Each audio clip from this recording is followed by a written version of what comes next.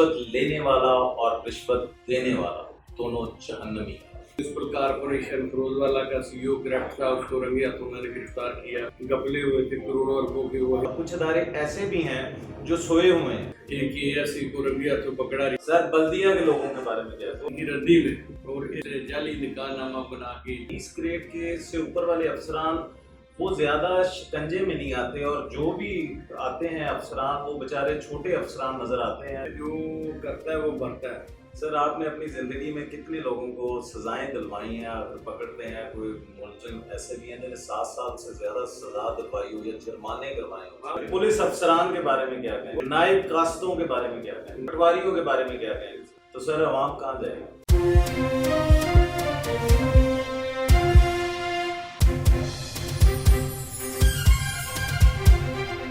आज अपने programme 12 minute का आगाज करेंगे पाकिस्तान के एक ऐसे अदारे से जिनकी जिंदगियों का एक ही मकसद है कि हदीस नबवी को किस तरह पूरा किया जाए। वो हदीस नबवी कुछ इस तरह से है, रिश्वत लेने वाला और रिश्वत देने वाला दोनों जहन्नमी हैं। लाहौर रीजन में एक ऐसे ऑफिसर हैं जिन्होंने अपनी जिंदगी का एक ही मकसद बनाया है कि पाकिस्तान के सरकारी अदारों से करप्शन का सफाया करना। वो दबंग ऑफिसर जिनका नाम अब्दुल्ला अली यूसुफ पाशा है, circle officer headquarter Lahore reason ए, एंटी करप्शन एस्टेब्लिशमेंट पंजाब।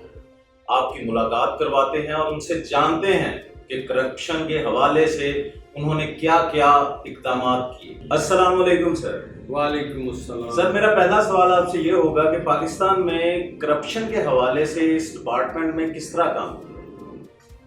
बिस्मिल्लाहिर्रहमानिर्रहीम। करप्शन के हवाले से पाकिस्तान में एक ऐसा महकमा हमारा जो है एंटी करप्शन एस्टेब्लिशमेंट पंजाब में तो वो काफ़ी फाल है, और इधर दौरान इंक्वायरी दौरान मुकदमात बहुत सारे जो है सियासतदान, बहुत सारे ब्यूरोक्रेट अभी जद में आए हैं और गिरफ्तार हुए हैं और मुकदमात को फेस कर रहे हैं। इसके अलावा जो भी महकमों में करप्शन होती है, मसलन म्यूनसिपल कॉर्पोरेशन फिरोजवाला का सीईओ गिरफ्तार था, उसको रंगे हाथों मैंने गिरफ्तार किया। इसी तरह बेशुमार जो है इरीगेशन के मुकदमात में काफ़ी गफले हुए थे करोड़ों अरबों के। वही शेख ताहिर वगैरह को गिरफ्तार करके करप्शन को बेनकाब किया। अभी इधर हाल ही में AVLS का एक एएससी को रंगे हाथों पकड़ा रिश्वत लेते हुए। रात को 2 इश्तिहारी मैंने जेल भेजे हैं जिन्होंने कीमती रिकॉर्ड भी पहले ही फरोख्त कर दी थी रद्दी में। और इसके अलावा पहले एक यूनियन कौंसिल का सेक्रेटरी पकड़ा है, उसे जाली निकाहनामा बना के अरबों की जो जायदाद थी 2 बीवियों के दरमियान, तो उनका एक डिस्प्यूट पैदा किया और उससे बंदे ईवन के बंदे कत्लो गारत तक उतर आते हैं। उसको भी रोकने के लिए उसे गिरफ्तार सर पाकिस्तान के अंदर अक्सर देखा जाता है कि अमीर आदमी जो सरकारी अदारों में काम करते हैं, यानी मेरे कहने का मकसद ये है कि जो 20 ग्रेड से ऊपर वाले अफसरान हैं और जो 20 ग्रेड से नीचे वाले अफसरान हैं, 20 ग्रेड के से ऊपर वाले अफसरान वो ज़्यादा शिकंजे में नहीं आते, और जो भी आते हैं अफसरान वो बेचारे छोटे अफसरान नज़र आते हैं जो शिकंजे में, आप लोगों के शिकंजे में आते हैं। इस बारे में कुछ कहेंगे? ये हकीकत है, आपने जो फरमाया है वो ठीक है, लेकिन इतना भी नहीं है। जो करता है वो भरता है। अभी हमारी इंक्वायरियों में जो भी आ जाता है, हम ये होती है तुम्हारे पास होती है तहरीरी एविडेंस, जिसको रिटन एविडेंस हम कहते हैं।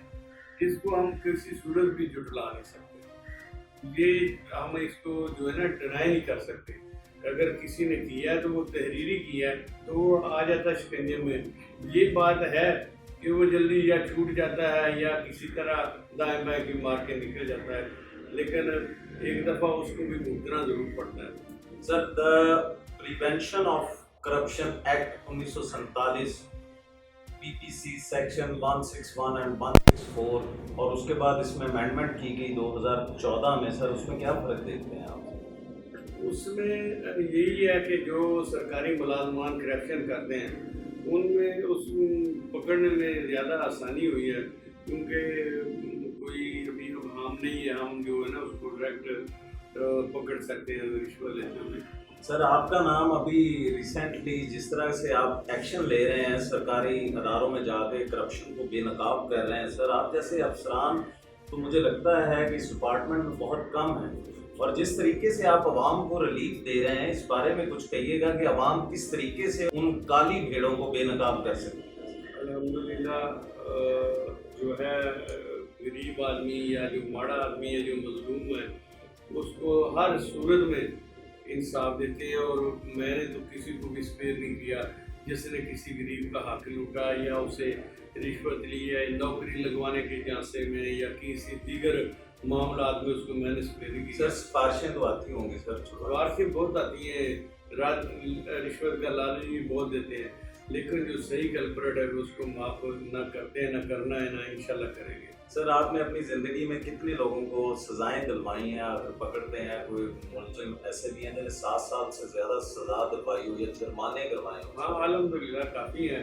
تھوڑے دن گزرے ہیں ابھی ملزموں کو 10 سال سزا ہوئی ہے، تو کافی لوگوں کو پکڑا ہے۔ ریڈ اصل میں یہ بات ہے کہ جن کو ہم ریڈ ہینڈ پکڑتے ہیں نا ان میں مدعی جو ہے بعد میں جو درخواست دہندہ ہوتا ہے، مدعی کا نہ سمجھ لگے تو درخواست دہندہ جو ہوتا ہے وہ بعد میں پیسے لے کے صلح کر لیتے ہیں، تو وہ جا کے عدالت میں اگر جس طریقے سے سر آپ ایکشن کرتے ہیں میرے خیال میں لاہور کے سرکاری جتنے بھی ادارے ہیں آپ کا نام ہی کافی ہے، وہ تو میرے خیال میں وہیں پہ پیسے چھوڑ دیتے ہوں گے جب آپ کا نام آتا ہوگا۔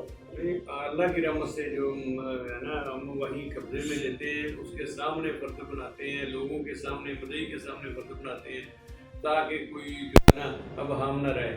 جوڈیشل مجسٹریٹ ہمارے ساتھ ہوتا ہے، وہ اپنی کارروائی کے اوپر سائن کرتا ہے، پہلے نوٹوں کے اوپر وہ سائن کرتا ہے پھر ہم اس کو پکڑتے ہیں۔ سر پھر یہ ٹریپ کیسز کیا ہوتے ہیں؟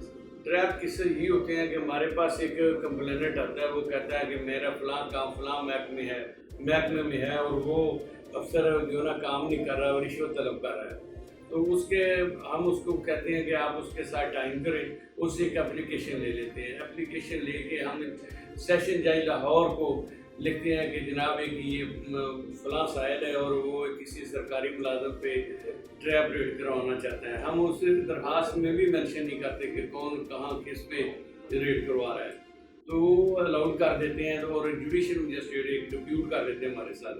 وہ جوڈیشل مجسٹریٹ اپنی وردی اتار کے سیول کپڑوں میں ہمارے ساتھ جاتا ہے اور ساری کارروائی کو واچ کرتا ہے، اور ساری کارروائی کی رپورٹ پھر بائی ہینڈ جو ہے نا وہ ہمیں دیتا ہے۔ پہلے وہ نوٹوں پہ دستخط کرتا ہے، وہ کہتا ہے بھائی یہ دستخط شدہ نوٹ اس کو دو تاکہ اس سے برآمد ہوں تو شور ہو جائے کہ واقعی اس نے رشوت لی ہے، اس کے اپنے نوٹ نہیں ہیں۔ سر یہاں پہ میں آپ سے کویشچن یہ بھی کروں گا کہ جس طریقے سے ہمارا کلچر جا رہا ہے، جس طریقے سے کرپشن جاری پنجاب میں تقریباً 75 ادارے ہیں، سرکاری ادارے ہیں سر، تو میرے خیال میں تو تقریباً سارے اداروں میں کرپشن ہوتی ہوگی۔ آپ کی اکیلی ذات یا آپ کا یہ ڈپارٹمنٹ ناکافی نہیں ہے ان کے لیے کہ یہ سر 75 اداروں کو جو سنبھال رہے ہیں؟ بالکل ناکافی ہے، اس میں آپ نے درست فرمایا ہے، اس میں یہ ہے کہ عملہ ہی نہیں ہے، عملہ نہیں ہے کہ ہمارے لیے تعمیل کے لیے بھی عملہ نہیں ہے، لیکن اور عملہ ہونا چاہیے، تھوڑے سے اور اختیارات ہونے چاہیے۔ تھوڑا سا یہ ہے کہ یہ قانون میں امینڈمنٹ ہونی چاہیے کہ جو ریکارڈ لے کے نہیں آتا اس کو بھی کوئی سخت سزا ملے، ٹھیک ہے نا۔ اگر وہ ریکارڈ ہی لے کر آتا بر وقت تو مثلیں یہ انکوائریاں، یہ کمپلینٹیں التوا کا شکار ہو جاتی ہیں، مدعی کو بیچارے کو سفر کرتے کرتے جو ہے نا اس کا اپنا کافی خرچہ ہو جاتا ہے۔ سر آپ سے کویشچن کروں گا، جس طریقے سے پٹواری کلچر ہے اکثر دیکھنے میں آتا ہے، پولیس کا کلچر ہے، اور اس کے علاوہ جتنے بھی جو عوام سے ڈائریکٹ رابطے میں ہیں، جب بھی نام آتا ہے عوام کے ذہن میں تو کرپشن سب سے پہلے نام آتا ہے۔ تو کچھ سر آپ غریب عوام کو ریلیف دینے کے لیے سب سے پہلے پٹواری کلچر ہے، پھر پولیس ہے جن کا ڈائریکٹ رابطہ عوام کے ساتھ ہے سر، جو ضرورت پڑتی ہے ڈیلی کے حساب سے لوگوں کو ان کا سامنا کرنا پڑتا ہے، اور کچھ ادارے ایسے بھی ہیں جو سوئے ہوئے ہیں۔ ایسے ادارے ہیں کہ آپ کو اندازہ ہی نہیں ہے کہ ان میں کتنی کرپشن ہے۔